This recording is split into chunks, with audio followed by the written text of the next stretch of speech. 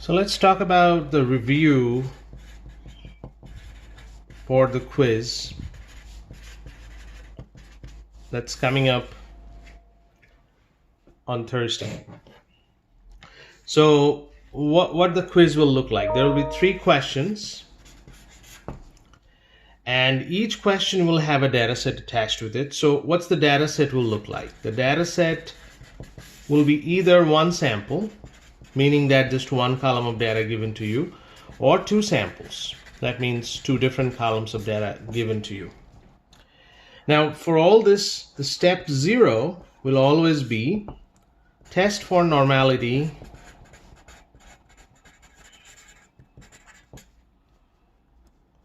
for individual columns. So if it's one sample, just one column, 2 sample individually, both of them.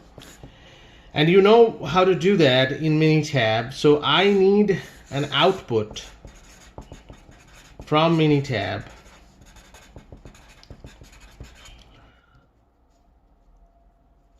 of the plot and the p-value.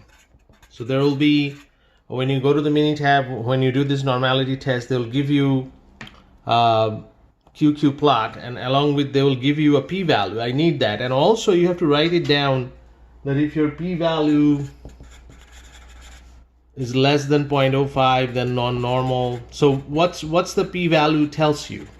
So if you have a p-value here, if it's greater than 0.05, then it is normal. All that you have to write it down. Write down this clearly so that I know that from the test for normality, what type of test you want to do. So this is your step 0. For your step 1, now here, depending on what type of 1 sample or 2 sample, you are now writing down the hypothesis. So hypothesis could be for if you decide that it's all normal distribution, then hypothesis could be the population mean, which is mu, equal to 10, or it's greater than 10, something like that. If it's, so this is 1 sample. If it's 2 sample, I'm writing it here, then it'll be mu1 minus mu2. So this is H0, this is HA, and this is H0, mu1 minus mu2 equal to 0, and maybe HA is mu1 minus mu2 not equal to 0, something like this. Now if it's non-normal, then you have to write the hypothesis in terms of the median. So median equal to 0, or so this is population, or population median is not equal to 0, so this is H0, this is HA, like that. Similarly, the median of the first group minus median of the second group equal to 0, something like that. So this is part, step 1 is the hypothesis, that you clearly write down what you want to test.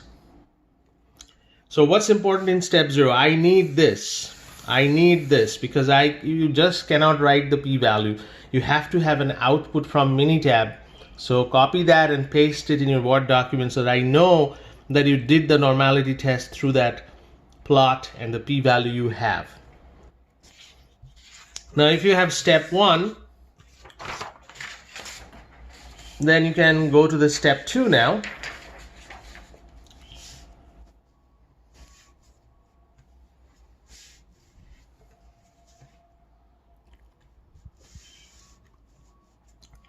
So step 2, now you have to decide that which test you are doing and then go to the Minitab. So this part is also you need to do the Minitab, but for example, for normal, if the values and if all the data is normal, you have a 1 sample T, or you have for 2 samples you have a paired T or a 2 sample T. For non-normal, you have a sign test, or you have a sign test of the difference column, or you have a Mann-Whitney. Now, whatever you decide on the basis of your step 0. And whatever you decide, for each of these tests, you have an output. from Minitab, which will give you the p-value for that particular test. I need that output, so you have to cut and paste that output in the test. And from that, you have to write down clearly what's the p-value is telling you, comparing with the less than equal to alpha or greater than alpha. What would be the conclusion? So this is another thing that I'm checking, that whether you have that output for whichever test you decide, for that you do have an output or not. That's your step 2. And step 3 is, of course, write in your own word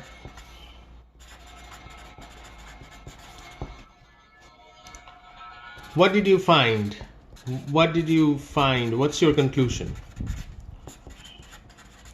Like, for example, if you want to fail to reject the hypothesis, what does that mean? Fail to reject means what exactly? So that is pretty much the structure. So for every one of them, you will have a data set. You first test for normality, clearly give me the output, and make your decision what's it's a non-normal or a normal. And then you write the hypothesis accordingly. And after that, in step 2, again, you use Minitab to figure out which test you need to do. And there is a correspondence. So if it's one sample and it's normal, you do this. But if it's one sample non-normal, you do this. If it's a 2 sample but they are connected, then pair T. 2 sample but one of them is non-normal but connected, you do this, like that. If both of them are uncorrelated and both of them are normal, you do 2 sample. Non-normal, Mann-Whitney. Now in 2 sample, there is one more thing. In 2 sample, you have to test for variance. Remember that in 2 sample, there is a test for variance to decide whether you have a pooled T or a non-pooled T.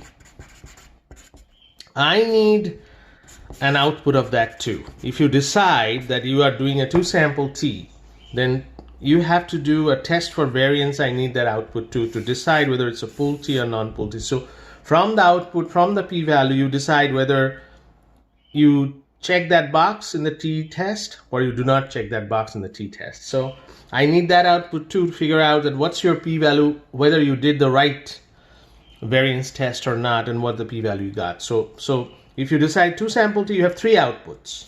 One from step 0 for all problem, another from step 2, 2 sample T, that's the output. And before that, before getting to 2 sample T, you have a test for variance. That output I need, but not for other tests. 1 sample T, pair T, sign test for difference column, or for Mann-Whitney, there are no variance test. So this is only for a 2 sample T. Okay, so that's pretty much what I want to discuss. There will be 3 questions, and if you follow these steps, you will be just fine. So let me know if you have any questions, but that's pretty much a review for the quiz coming up on Thursday.